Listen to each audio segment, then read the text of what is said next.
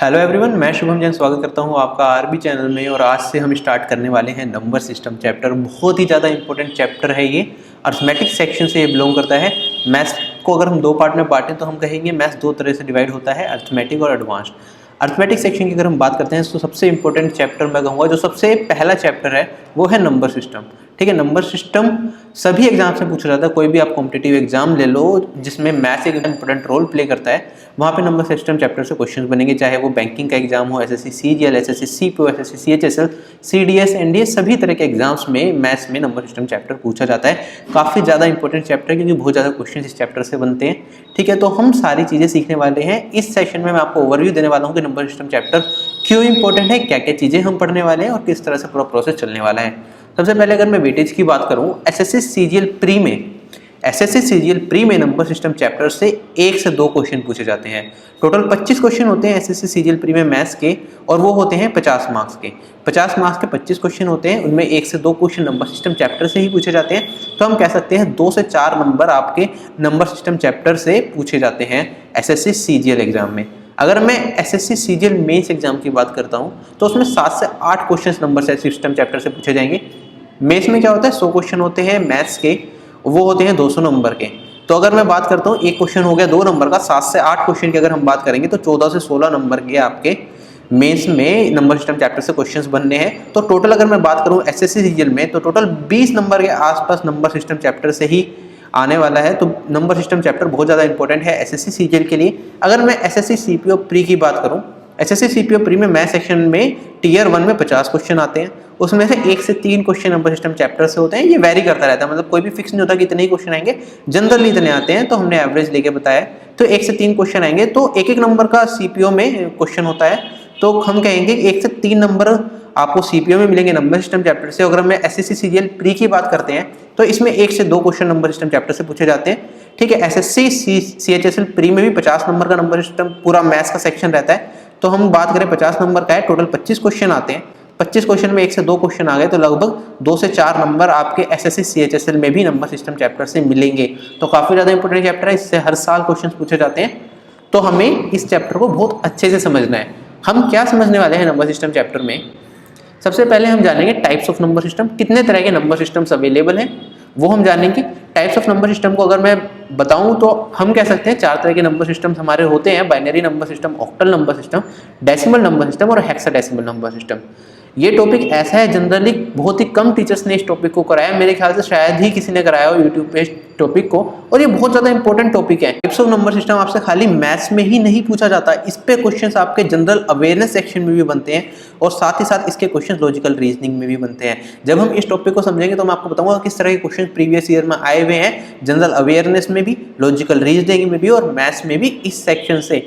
पिछले साल 2017 में जब मैंने पेपर दिया था टियर 1 का, उसमें नंबर सिस्टम पे इस टॉपिक से क्वेश्चन मेरे एग्जाम में आया था, बाइनरी टू डेसिमल कन्वर्जन का। ठीक है, तो जिसे पता होगा उसने करा होगा। मुझे लगता है बहुत ही कम लोगों को इस टॉपिक के बारे में उस टाइम पे नॉलेज थी। तो इस पे क्वेश्चन पूछे गए हैं 2017 में, और पहले भी पूछे गए हैं। लॉजिकल और जनरल अवेयरनेस दोनों ही सेक्शंस में इस टॉपिक से क्वेश्चन बनते हैं। तो हम इस टॉपिक को बिल्कुल ब्रीफ में समझेंगे। उसके बाद बाइनरी टू डेसिमल कन्वर्जन और डेसिमल टू बाइनरी कन्वर्जन सीखेंगे। ठीक है, ये दोनों टॉपिक ऐसे हैं जो सभी बच्चों को पढ़ने हैं। उसके बाद नंबर सिस्टम ट्री समझेंगे, कितने तरह के नंबर्स होते हैं, rational number, irrational number, real number, complex number, सभी तरह के नंबर समझेंगे, किस तरह से डिवाइडेड होते हैं, किस तरह से नंबर सिस्टम पूरा बना हुआ है हमारा।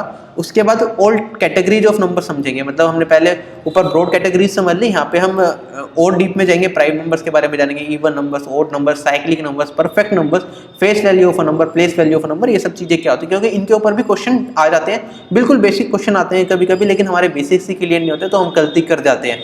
तो बिल्कुल बेसिक समझेंगे यहाँ पे हम। उसके बाद हमारा टॉपिक स्टार्ट हो जाएगा number of zeros. Number of zeros में हम क्या समझेंगे, कोई हमें एक्सप्रेशन दे दिया गया, उसके लास्ट में कितनी जीरोज बनेगी वो निकालना हम सीखेंगे। जैसे कि अगर मैं बात करूँ, आपको नंबर दे दिया जाए 35 इंटू 42 इंटू 95 इंटू 70 इंटू 87, इस तरह का कोई नंबर आपको दे दिया जाए और आपसे पूछा जाए कि लास्ट में नंबर ऑफ जीरोज कितनी होंगी, तो हम सीखेंगे, बहुत सारी टाइप्स सीखेंगे इसमें। तो वो करने के बाद आपको कोई भी इशू इसमें नहीं आएगा। इस पर भी बहुत क्वेश्चन आते हैं। यूनिट डिजिट के तो आपने देखे ही होंगे, प्रीवियस ईयर में हर साल कोई ना कोई क्वेश्चन आपको यूनिट डिजिट का मिलता है। कोई भी हमें एक एक्सप्रेशन दे दिया जाता है, उसकी यूनिट डिजिट हमें बतानी होती है। Last 2 digit and last 3 digit पे अभी ज़्यादा क्वेश्चंस एसएससी सीजीएल में या इन एग्जाम्स में अभी नहीं पूछे गए हैं, लेकिन आने वाले टाइम में जैसे जैसे पैटर्न चेंज हो रहा है काफ़ी ज़्यादा चांसेस है लास्ट 2 डिजिट और लास्ट 3 डिजिट से भी क्वेश्चन पूछे जाएंगे। तो हम एक बेसिक अप्रोच समझ लेंगे कि किस तरह से इस तरह के क्वेश्चन को हमें अटैम्प्ट करना है। उसके बाद recurring decimal numbers. Recurring decimal numbers क्या होते हैं, जैसे कि 3.08585 ये होता है रिकरिंग डेसिमल नंबर, मतलब कुछ डिजिट्स डेसिमल के बाद रिपीट करने लग जाती हैं। तो इन्हें हमें ना कई बार दे दिया जाता है एग्जाम में, इन्हें फ्रैक्शन में कन्वर्ट करके बताना है, ठीक है। तो उस तरह के क्वेश्चन हम सोल्व कर लेंगे वहाँ पे, इन्हें फ्रैक्शन में कन्वर्ट करना सीख लेंगे। एक छोटा सा फॉर्मूला भी बताऊंगा और एक ऐसी अप्रोच भी बताऊंगा आपको, नंबर देखते ही आप बता सको उसका फ्रैक्शनल वैल्यू क्या होगी। तो इसमें भी बड़ा मजा आएगा, इस पर भी क्वेश्चन पूछे गए हैं। Factors of a number, again a very important topic. Why? क्योंकि 2017 में एसएससी सीजीएल 2017 में मेंस में भर भर के क्वेश्चन इस टॉपिक से पूछे गए हैं। तो हम प्रीवियस ईयर के क्वेश्चंस देख लेंगे इसमें, एसएससी सीजीएल 17 में मेंस में जो क्वेश्चन पूछे गए हैं वो सोल्व करेंगे, इसके बेसिक समझ लेंगे, जो जो फॉर्मूलाज हैं वो समझ लेंगे। तो इस टॉपिक को पूरा कवर कर लेंगे। बहुत ही कम टीचर्स ने इस टॉपिक को भी पढ़ाया है, ठीक है। पहले एसएससी सीजीएल में ज़्यादा नहीं पूछा जाता, लेकिन अब पूछे जाने लगा है, तो हम इसे बिल्कुल डीप में समझेंगे। उसके बाद डिविजिबिलिटी रूल। डिविजिबिलिटी रूल की अगर मैं बात करूँ, इस पर डायरेक्ट और इनडायरेक्ट दोनों तरह से क्वेश्चन बनते हैं।